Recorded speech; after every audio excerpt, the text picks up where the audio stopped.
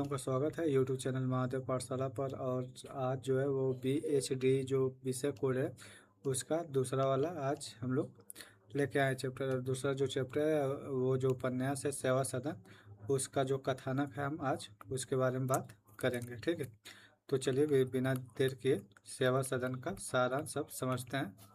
और ये जो सारांश है ये सारांश नहीं है, मतलब ये आपको विस्तार में है। और ये कुछ नहीं करना, आप जैसे मैं पढ़ रहा हूँ आप अपने मोबाइल को अपने कान के पास लगाइए और इसे सुनते चले जाइए, आप सब चीज़ें कंठस्थ होती चली जाएंगी।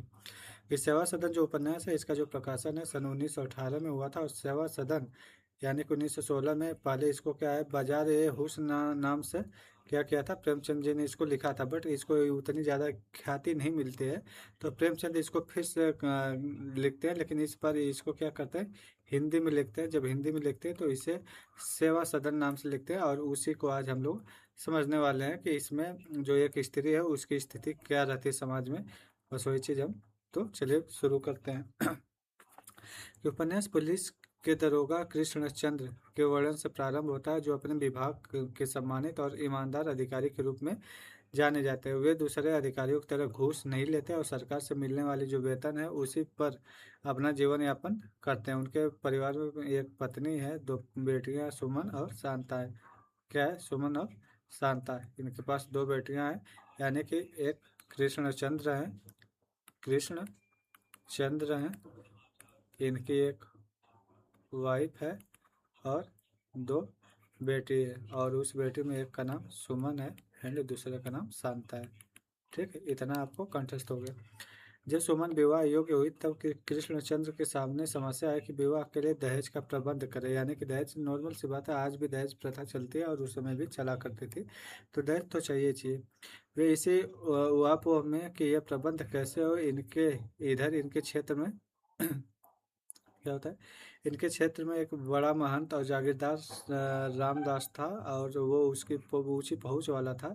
तो इसका जो कारोबार है श्री बांके बिहारी लाल के नाम से चलता है। और वह लोगों को सूद पर क्या करता था, धन देता था, सूद पर धन देता था। और वह भी कर क्या करता था, उगाता था, यानी कि कर लेता था। सूद पर धन देता था और वो कर लेता था, यानी कि ब्याज लेता था। उसके यहाँ अखाड़े में लठैत और मुस्टंडे साधु हमेशा होते थे और उसकी जो सत्ता है चलाने में क्या करते थे, मदद करते थे। इलाके के किसी भी नागरिक में यह साहस न था कि वह महंत की किसी बात को न माने, यहाँ तक कि महंत से बैर लेकर उस इलाके में रहना असंभव था। एक दिन यह घटना हो गई कि महंत के कारिंदों ने इलाके के एक बूढ़े आसामी चेतू को कर न देने के कारण हाथ पैर बांधकर खूब पीटा। रात भर में चेतू ने दम तोड़ दिया।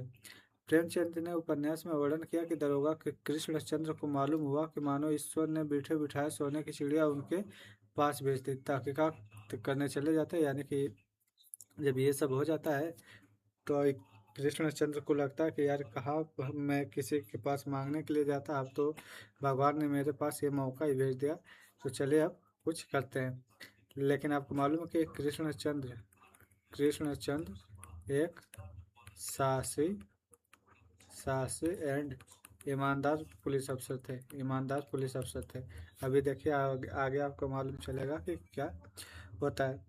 मानो ईश्वर ने बैठे बिठाए सोने की चिड़िया उनके पास क्या करते, भेज दे। लेकिन वो तहकीकात करने के लिए जाते, लेकिन महंत जी उस इलाके में ऐसी धाक जमी हुई थी कि दरोगा जी को कोई गवाही न मिल सकी। लोग एकांत में आकर उनसे सारा वृत्तांत कहे जाते थे, पर कोई अपना बयान नहीं देता था। आखिरकार दरोगा कृष्णचंद्र कुछ गवाह तैयार कर लिया और इस स्थिति पर महंत थोड़ा भयभीत हुआ। अंततः उसने अपने मुख्तार के माध्यम से रिश्वत देकर मामला को क्या समाप्त करना चाहा। और कृष्णचंद्र के लिए भी यह क्या था, एक अवसर की तरह था। अवसर ये था कि मतलब वो अपनी बेटी की शादी करना चाहते थे और वो जो सरकारी पैसा आता था उस पैसे से वो दहेज जमा नहीं कर पाते, तो इसलिए उन्हें रिश्वत की ज़रूरत थी, यानी कि इलीगल पैसों की ज़रूरत थी इनको, जिससे वो दहेज में उनकी बेटी की दहेज के लिए काम हो जाए। तो 3,000 मामला तय हुआ, लेकिन मुख्तार ने अपने हक के 5 रुपये सैकड़ा रकम की मांग की, जिसे दरोगा ने क्या किया, ठुकरा दिया। वे न जानते थे कि रिश्वत की कमाई अकेले हजम नहीं होती। मतलब कृष्णचंद्र क्या है कि पहले वो पहले कभी इन्होंने लिया नहीं था, तो इन्हें मालूम नहीं था कि रिश्वत कैसे लिया जाता है। और ये जो रिश्वत है ये केवल अकेले नहीं लिया जाता है, साथ में रहने वाले लोगों को भी दिया जाता है, सबको खिलाया जाता है। तो ये जानते न थे कि रिश्वत की कमाई अकेले हजम नहीं होती, तो मुख्तार ने उनके महकमे में रिश्वत की इस बात को पहुंचा दिया। यानी कि जो मुख्तार था वो क्या कर दिया, वो खेल खेल गया।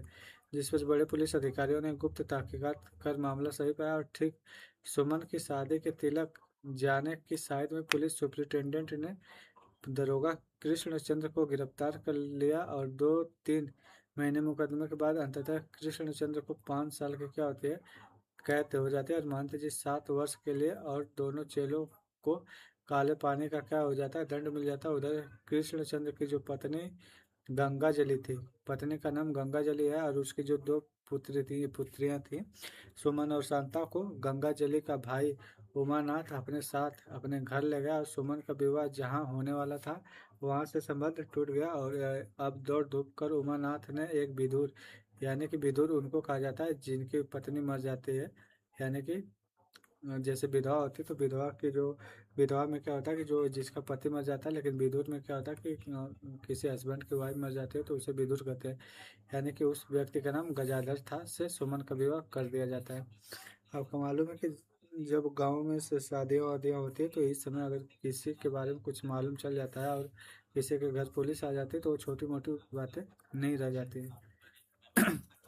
तो फिर सुमन का जो पति था वो गजाधर बनारस में 15 रुपये मासिक की क्लर्क की नौकरी करता था और एक बहुत साधारण से घर में रहता था। सुमन को यहाँ आकर बहुत बड़ा धक्का लगा। उसका लालन पालन जिस सुख में हुआ था, वहाँ से अच्छा खाने पहनने और की आदत थी। यहाँ इन परिस्थितियों में गृहस्थी को निर्वाह मुश्किल होने लगा था। सुमन नौयौवना थी और जिस साधारण मोहल्ले में रहती थी, उस मोहल्ले में उससे अधिक सुंदर कोई स्त्री न थी। ऐसे में उसका अपना यौवन पर गर्व अभिमान होना किसी आश्चर्य की बात न थी। एक तरफ यौवन का गौरव और दूसरी तरफ आर्थिक तंगी से रोज की मुश्किलें क्या होती बढ़ती गई, और ऐसी गृहस्थी का निभा जो था वह क्या असंभव होता चला गया, असंभव हो गया। लेकिन असंभव नहीं तो मतलब कठिन तो था ये, तो इस तरीके से क्या होता है कि ये असंभव हो जाता है। असंभव हो जाता है तो इन लोगों के बीच क्या होती है, रोज झगड़े झंझट होने लगते हैं। इधर सुमन के घर के सामने एक क्या थी, सुमन जो थी जहाँ पे शादी हुआ था उसके ठीक सामने एक रूपजीवी वेश्या, यानी कि जिसको सेवा सदन जो उपन्यास है उसके संदर्भ में ये कहा गया, भोली रहती थी, जिसके यहाँ नगर के बड़े लोग आते रहते थे। और उसके ठाट बाट से सुमन को लगता था कि वेश्या होने पर भी इस औरत का सम्मान और ऐश्वर्य कहीं अधिक है।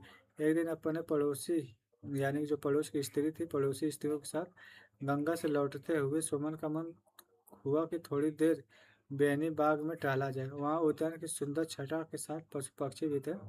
सुमन इस बगीचे में टहलने लगी और एक बेंच देख कर उसका मन हुआ कि कुछ देर वहाँ पे बैठ जाए। उसके बैठते ही बगीचे के चौकीदार ने आकर उसे क्या किया, उठा दिया। ठीक है। कुछ देर बाद जब वो भोली एक अन्य वेश्या के साथ आई तो उसे बैठने दिया। सुमन यह सब देखकर अत्यंत कुपित हो जाती और चौकीदार से लड़ने लगी। तभी वहां से गुजर रही एक कार से एक सज्जन और उनकी जो पत्नी थी, उनकी पत्नी ने सुमन की सहायता के निश्चय से हस्तक्षेप किया और चौकीदार को डांटा। वे लोग सुमन के मोहल्ले में ही रहते थे। हाँ सुनो,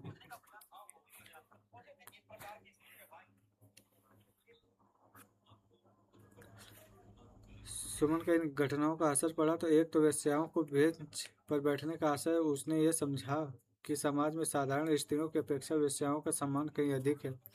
दूसरी तरफ कार वाले सज्जन पद्म सिंह की पत्नी जो सुभद्रा थी उसकी मित्रता हो गई। और फिर यह घटना हुई कि नगर में म्यूनिसिपल कॉरपोरेशन के चुनाव में जो वकील पद्म सिंह जीत गए और उन्होंने इस खुशी में अपने घर भोली को मुजरे के लिए बुलाया। सुमन भी आमंत्रित थी। उस रात देर तक गाने की महफिल चलती रहा और इधर जो गजाधर थे अपने घर में सुमन को न पाकर के परेशान हो जाते। फिर उसे पड़ोस के दर्जन से मालूम हुआ कि वह वकील के घर महफिल में गई, तो गजाधर जो था वो अत्यंत क्रोधित होता है और देर रात जब सुमन नहीं लौटती है तो बड़ी मुश्किल से गजाधर ने किवाड़ खोले और दोनों के बीच विवाद होता है और गजाधर ने सुमन को घर से निकल जाने को कह देता है। सुमन ने अपनी सहेली जो सुभद्रा है उसके घर पे आश्रय लेती है और गजाधर ने शहर भर में और विशेषकर जो वकील पद्म सिंह थे के मित्र विट्ठल दास के कान भरे कि वकील ने उसकी पत्नी को अपने घर डाल लिया है। अब सुमन को वहां से भी निकलना पड़ा। अब उसे वेश्या भोली के सिवाय आश्रय लेने वाला कोई न था। पहले उसने भोली के घर आश्रय लिया और फिर वह दाल मंडी यानी बनारस के वेश्याओं का मोहल्ला में एक चौबारे पर जाकर बैठ जाती है। इधर पद्म सिंह और विट्ठल नाथ को पता चला कि सुमन दाल मंडी चली गई है, तो उनके कुछ प्रयत्नों के बाद उसे वहां निकलकर विधवा आश्रम भेज दिया जाता है। सुमन की जो माता है उसकी मृत्यु हो चुकी थी, तो अब उसकी छोटी बहन शांता के विवाह होना था। पद्म सिंह के छोटे भाई मदन सिंह के इकलौते बेटे सदन सिंह से उसका विवाह तय होता है। जब बारात विवाह के लिए पहुंची तब मदन सिंह को पता चला कि शांता सुमन की छोटी बहन है। उसे एक वेश्या की बहन से अपने पुत्र का विवाह स्वीकार नहीं था और वह जो बारात थी वो फिर से वापस लौट जाती है। तो उपन्यास के अंतिम भाग में जो घटनाएं हैं वो तेजी से होती है और उपन्यास अपनी परिणति को पहुंचता है। सदन सिंह बारात लौटा लेने के अपने पिता के निर्णय से खिन्न होकर उस घर छोड़ करके निकल जाता है और नाव चलाने का काम करने लगता है। उसे इस काम में बड़ी सफलता नहीं मिलती है और वह मल्लाहों का नेता बन जाता है। इधर सुमन और शांता के जो पिता थे दरोगा कृष्ण चंद्र 4 साल का कारावास पूरा कर बाहर आते हैं, लेकिन अपनी दोनों पुत्रियों के असफल जीवन पर दुखी होकर घर छोड़ देते हैं। उधर सुमन का जो पति था अपना वैवाहिक जीवन की असफलता पर पश्चाताप करता है और वो साधु बन जाता है। और सुमन के पति जो गजाधर थे अपना आप गजानंद रख लिया था। सन्यासी बनकर वह दुखी असहाय स्त्रियों की सेवा करने लगते हैं और घर छोड़कर निकल गए। कृष्णचंद्र की जो भेंट गजानंद से होती है। कृष्णचंद्र गजानंद के साथ रात काटने का निश्चय करते हैं, किंतु रात में चुपके से उठकर पास बह रही गंगा नदी में कूदकर आत्महत्या कर अपने जीवन का वो अंत कर लेते हैं। तो शांता अपनी जो बहन सुमन है उसके साथ विधवा आश्रम में रहने लगती है। और इधर म्यूनिसिपालिटी में जो पद्म सिंह प्रस्ताव रखते हैं और कि वेश्याओं को शहर से बाहर रखा जाए, इस प्रस्ताव पर प्रतिक्रियावादी सदस्य कड़ा ऐतराज करते हैं और इसे सांप्रदायिक रंग दे देते हैं। बात यहाँ तक बिगड़ जाती है कि सुमन को विधवा आश्रम में रखने पर भी राजनीति होने लगती है और अखबारों में इसकी खबरें छपती हैं। सुमन दुखी होकर अपनी बहन को लेकर आश्रम छोड़ करके चली जाती है। नदी पार करने के क्रम में सुमन और शांता की जो भेंट है वो सदन से होती है। सदन शांता को पत्नी के रूप में स्वीकार कर नदी की झोपड़ी में रहने लगता है। सुमन भी इनके साथ ही रहने लगता है और जहां मल्ला लोग वेश्या यानी कि सुमन को रखने पर ऐतराज करते हैं, जब शांता एक बेटे को जन्म देती है तब सदन के माता पिता आते हैं और सुमन जो झोपड़ी छोड़ देती है। सुमन का आगे रास्ते में एक साधु मिलते हैं। उसे मालूम न था कि वह साधु गजाधर ही है।